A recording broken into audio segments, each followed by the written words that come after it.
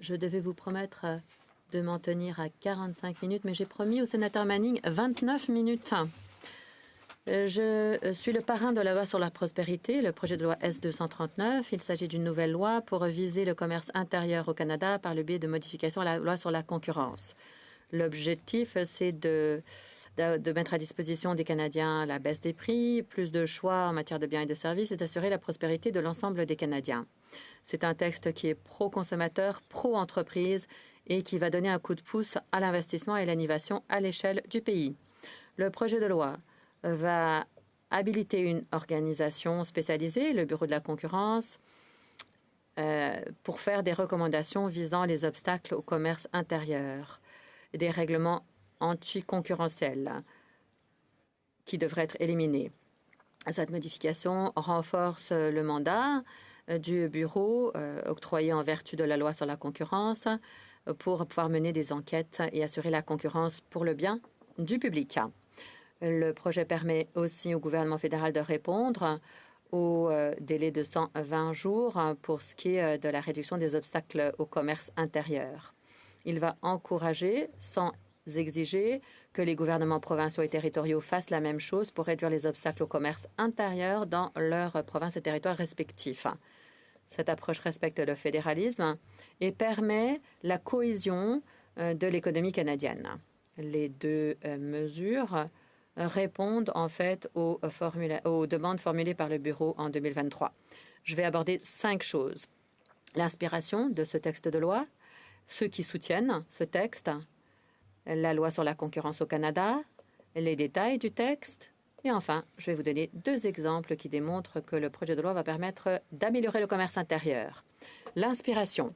Pendant la pandémie, et j'ai eu l'honneur de contribuer au travail du groupe d'action sur la prospérité, qui a regroupé 12 sénateurs sous l'égide du sénateur Harder. L'objectif, c'était de faire des séances de remue-ménage pour assurer la prospérité du pays.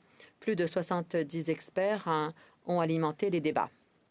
2 recommandations sont ressorties dans le rapport de 2021 pour éliminer les obstacles au commerce intérieur entre les provinces et les territoires et pour réduire le fardeau réglementaire qui est souvent excessif. En ce qui a trait au commerce intérieur, on a étudié le document du FMI de 2019 portant sur l'élimination des obstacles au commerce intérieur, parce que nous savons que ça pourrait faire augmenter notre PIB de 3,8%. Un document de 2022 rédigé par Trevor Toom et Ryan Manucha démontre que l'augmentation du PIB pourrait se chiffrer à quelque 7,9%, à savoir 200 milliards de dollars par année, ou bien l'équivalent de quelques 5 000 dollars par personne. Ça représente suffisamment d'argent pour éliminer le budget fédéral 7 fois. Deuxième recommandation maintenant ressortant du groupe, réduire les réglementations excessives. Notre rapport souligne que le fardeau réglementaire est l'une des principales raisons qui expliquent le classement piètre de notre pays dans le classement de la Banque mondiale. Le Canada s'est effectivement classé 23e sur 190 pays. Le commissaire à la concurrence, Matthew Boswell, a déjà dit que l'Australie avait atteint une croissance de 2,5% en appliquant une optique de concurrence dans plusieurs de ces secteurs. Le sénateur Harder, dans le cadre du travail du groupe, nous a incité de penser aux objectifs de prospérité du Canada, mais également sur le chemin à suivre pour y parvenir. Comme je l'ai expliqué, vous allez comprendre pourquoi on a agi comme on l'a fait. Maintenant, pour ce qui est du contexte actuel, l'économie canadienne est menacée par un régime de tarifs douaniers. Le commerce intérieur prend une signification toute particulière. En mars, les premiers ministres du Canada ont agi et ont déclaré, le premier ministre et les premiers ministres provinciaux se sont mis d'accord pour travailler ensemble afin de mettre en œuvre un plan visant à renforcer le commerce intérieur. L'équipe Canada est ferme, résolue et prête à affronter ce défi ou tout défi qui se présentera dans l'avenir. Les premiers ministres provinciaux ont fait d'énormes progrès depuis En juin, le Parlement a adopté la loi sur le libre-échange et la mobilité de la main-d'œuvre, faisant partie du C5. En juillet, l'Ontario a conclu le dernier de ses protocoles d'entente avec l'ensemble des provinces et des territoires pour supprimer les obstacles au commerce intérieur. En juillet toujours, 9 provinces et un territoire ont conclu un accord qui va permettre d'utiliser les ventes d'alcool pour en faire profiter les consommateurs. En septembre, le gouvernement de l'Ontario a annoncé qu'il supprimerait les obstacles interprofessions pour les travailleurs qui recherchent à travailler ailleurs au pays.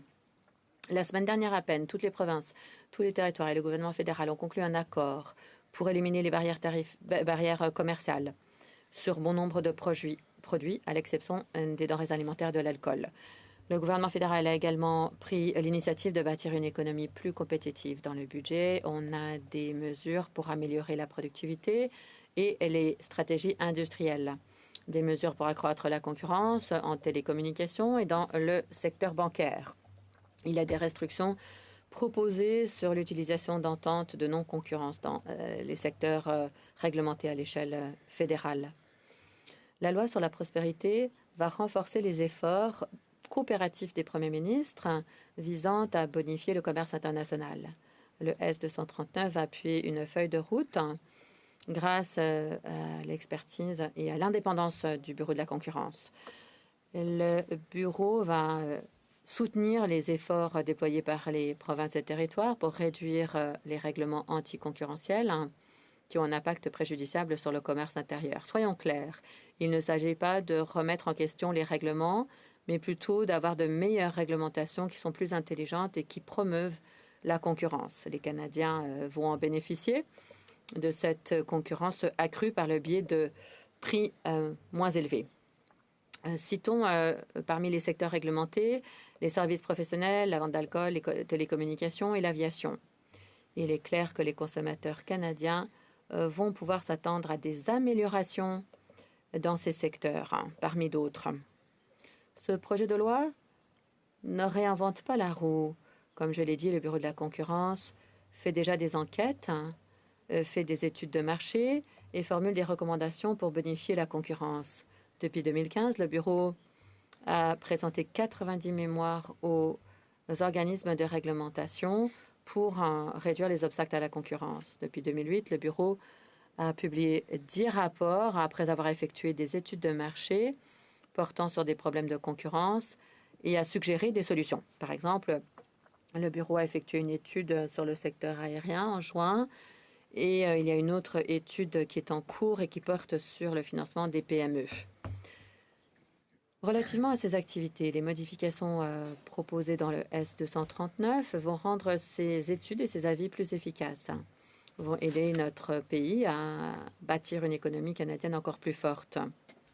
On préconise notamment un mandat renforcé pour le Bureau pour qu'il puisse donner des conseils sur le commerce intérieur et les réglementations excessives. Il y a aussi l'obligation pour le gouvernement fédéral de réagir à ces recommandations et on incite les gouvernements provinciaux à faire la même chose. Ces modifications vont faire toute la différence. Il y aura plus de commerce intérieur, plus de concurrence, et ça va être bien pour les Canadiens. Ça va vouloir dire que les investisseurs, les travailleurs, les entrepreneurs auront plus d'occasions à saisir. Ça va générer plus de recettes fiscales pour la santé, l'éducation, la défense. On va pouvoir rembourser le déficit et s'acquitter d'autres responsabilités. Il y aura peut-être même des réduction d'impôts. Le S239 pourra contribuer à la prospérité de notre pays en se servant du Bureau de la concurrence, en se servant des ressources existantes sans que ça ne coûte plus cher pour le contribuable. Peut-être qu'on peut agir rapidement étant donné l'urgence de la situation. Maintenant, deuxième sujet que je voulais aborder, ceux qui soutiennent le projet de loi. Je sais que pour certains, la concurrence, ce n'est pas ce qu'il y a de mieux, mais il faut tout de même qu'on bouge. Je suis honorée que le projet de loi ait été appuyé par Lawson Hunter, qui a été commissaire du Bureau de la concurrence depuis entre 81 et 85. On l'a surnommé le doyen du barreau canadien de la concurrence. Il a joué un rôle déterminant puisqu'il a rédigé la loi sur la concurrence. Il a même reçu l'ordre du Canada.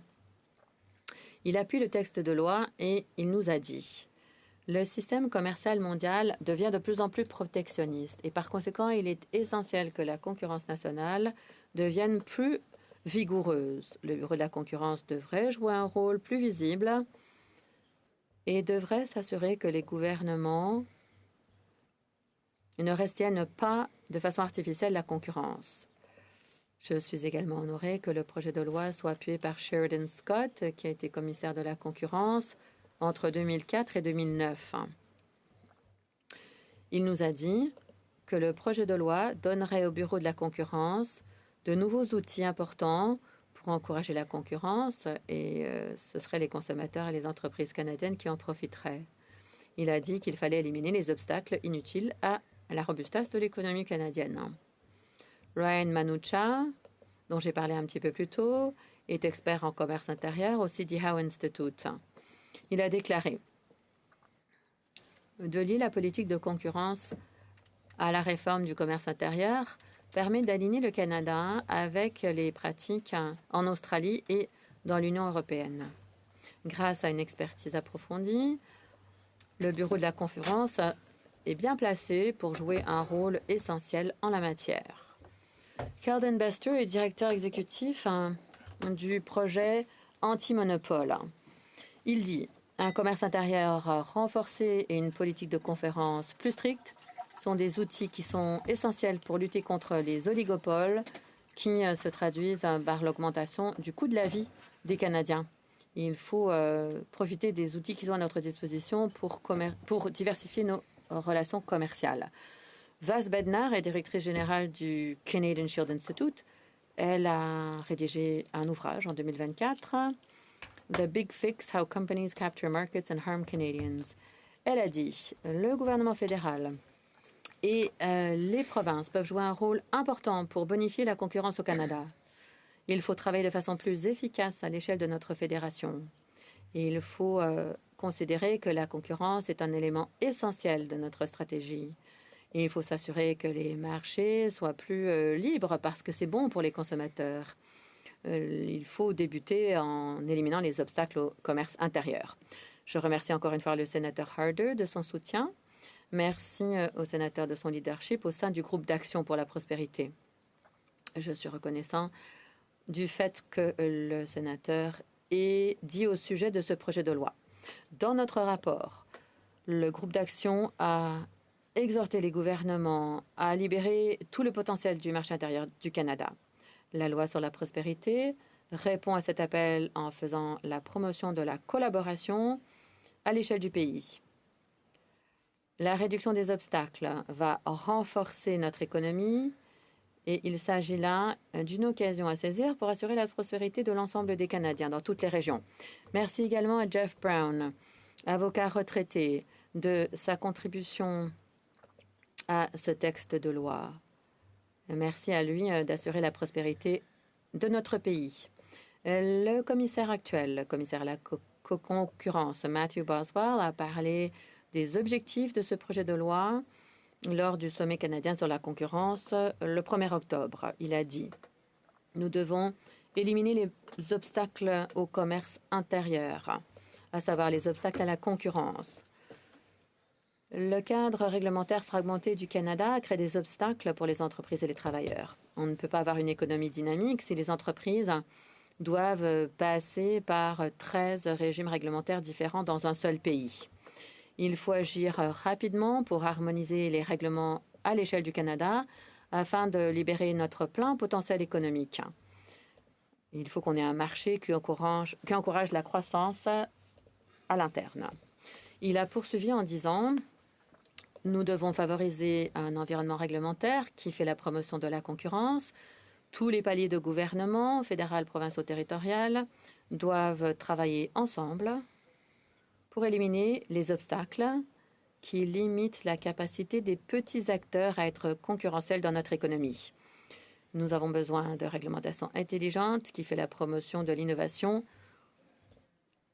Et maintenant, ça m'amène à mon troisième sujet. Le droit de la concurrence, que vous ne connaissez pas nécessairement tous. Le droit de la concurrence a toujours occupé une place importante dans notre histoire. On l'appelle antitrust aux États-Unis ou anti-monopole. Le droit de la concurrence est une restriction légale au capitalisme et protège les consommateurs et la libre entreprise. En fait, la concurrence, c'est un bien public et ça fait partie de notre contrat social.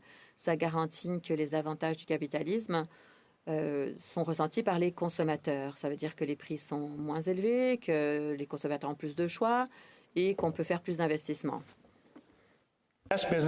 Les économies concurrentielles sont innovantes et prospèrent.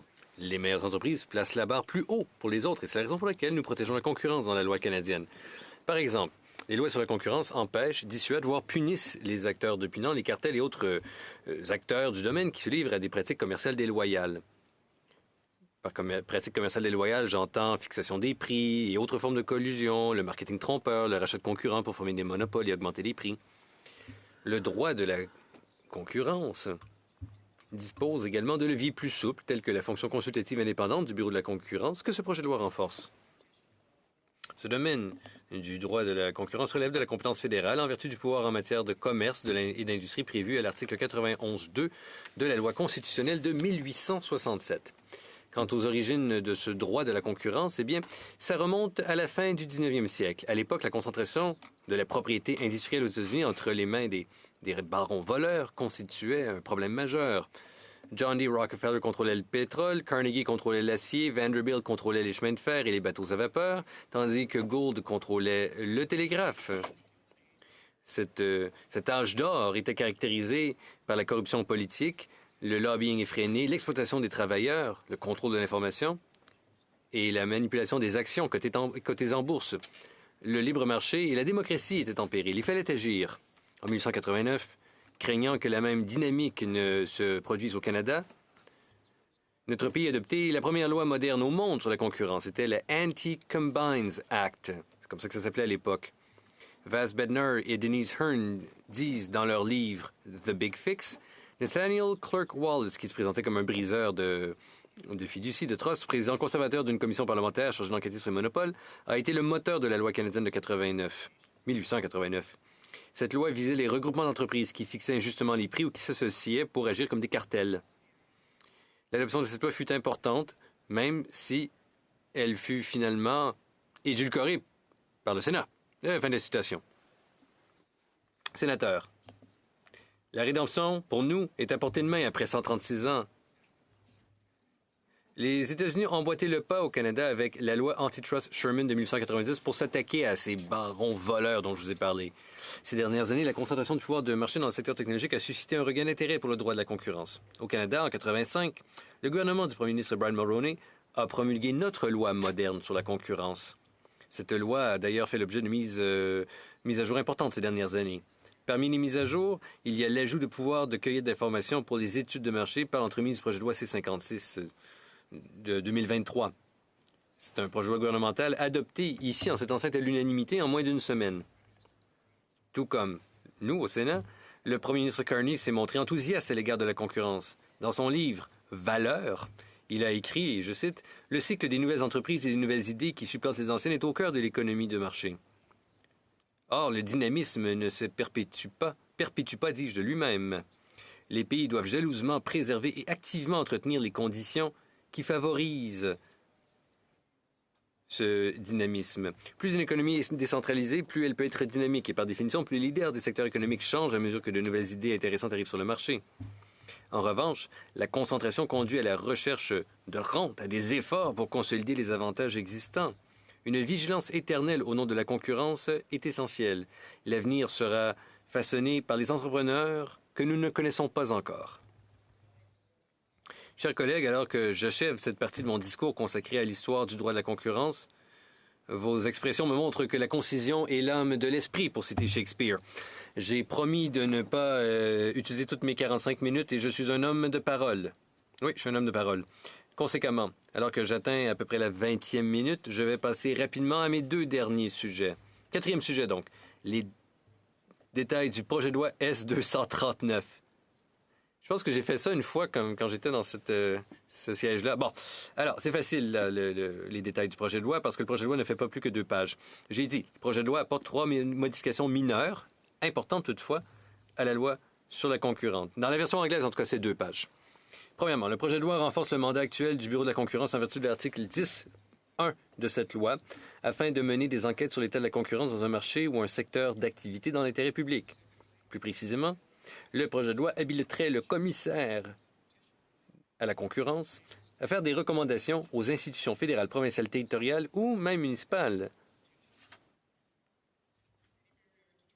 On dit, dans ce projet de loi, toute entrave au commerce au Canada, y compris une loi, un règlement, une règle, une ordonnance ou un règlement administratif, qui, de l'avis du commissaire, affecte indûment l'état de la concurrence sur le marché ou dans le secteur faisant l'objet de l'enquête ou sur tout marché ou secteur connexe au Canada.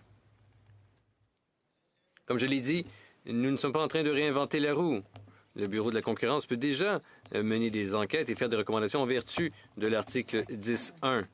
Mais cette modification législative donnera au commissaire et au bureau un mandat plus fort pour se concentrer sur les questions de commerce intérieur et de réglementation excessive. Ensuite, il y a une deuxième modification apportée par le projet de loi. Cette deuxième modification consiste à exiger que le fédéral réponde dans un délai de 120 jours aux recommandations du bureau concernant la réduction des obstacles fédéraux au commerce intérieur, y compris la réglementation excessive. Comme vous le savez, demander une réponse du gouvernement, c'est un mécanisme de reddition de comptes tout à fait indiqué. En ce qui concerne le délai pour les réponses du gouvernement, c'est un projet de loi qui reprend le délai dans 3 lois fédérales récentes. La loi sur la stratégie nationale pour le logement de 2019, la loi canadienne sur la responsabilité en matière de zéro émission nette de 2021 et la loi canadienne sur les emplois durables, loi de 2024. Le projet de loi encourage aussi les gouvernements provinciaux, territoriaux ou municipaux à répondre.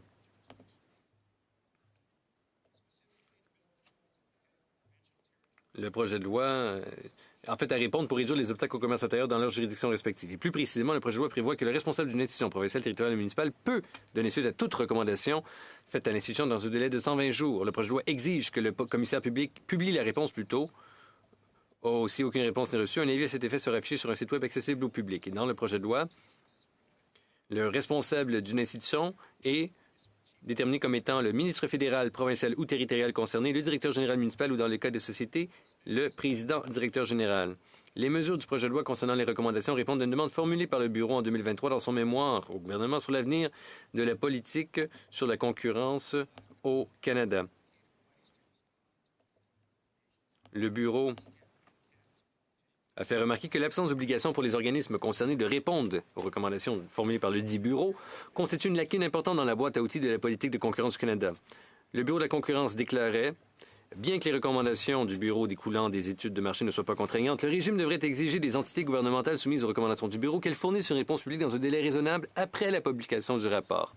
Une telle exigence pourrait, si nécessaire, être limitée aux recommandations adressées aux entités du gouvernement fédéral. Dans la mesure du possible, les organismes de réglementation et autres organismes gouvernementaux concernés devraient être tenus de répondre aux recommandations du Bureau dans un délai raisonnable. » Comme je l'ai dit, l'obligation de répondre prévue dans ce projet de loi se limite au fédéral. Toutefois, cette obligation encourage aussi les gouvernements provinciaux, territoriaux et municipaux à répondre lorsque mis en cause. Oui, ça encourage, voilà. Et à cet égard, je suis conscient et je demeure vigilant quant aux limites de la compétence fédérale, en ce sens que je ne cherche pas à exercer un contrôle sur les institutions non fédérales. Toutes les administrations doivent voir leurs compétences respectées. Ce projet de loi ne permettrait pas au Bureau de la concurrence d'imposer des changements à qui que ce soit. Au contraire, avec ce projet de loi, nous sommes à la recherche d'échanges d'idées, de coopération, en tirant parti de l'expertise économique et juridique du Bureau de la concurrence en tant que ressource canadienne commune dotée d'une crédibilité et d'un savoir-faire exceptionnel. En même temps, il est judicieux d'inclure dans le projet de loi une formulation qui reflète le fait que tous les marchés canadiens et toutes les réglementations canadiennes, y compris les réglementations provinciales, peuvent jouer un rôle dans la prospérité canadienne. Si nous essayons de mettre en place un commerce intérieur, ici au Canada, une concurrence, sans reconnaître l'énorme potentiel des provinces qui peuvent nous aider à y parvenir, nous n'irons pas très loin. Une concurrence vibrante et dynamique est une question d'importance nationale, mais obtenir une telle concurrence requiert un effort coordonné. Alors, ce commerce intérieur tel qu'on veut le voir se concrétiser, c'est un effort collectif de l'équipe Canada que ça prend. Et nous avons besoin que toute l'équipe rame dans la même direction. Et heureusement, c'est le cas. Le premier ministre du Canada et les premiers ministres provinciaux méritent d'ailleurs d'être félicités. Et puisque les premiers ministres s'entendent sur le quoi, ce projet de loi contribue au comment. C'est tout à fait complémentaire et c'est une bonne chose pour les Canadiens et Canadiennes. Pour conclure, permettez-moi de vous donner 2 exemples concrets de la manière dont ce projet de loi peut améliorer le commerce intérieur et la concurrence au Canada.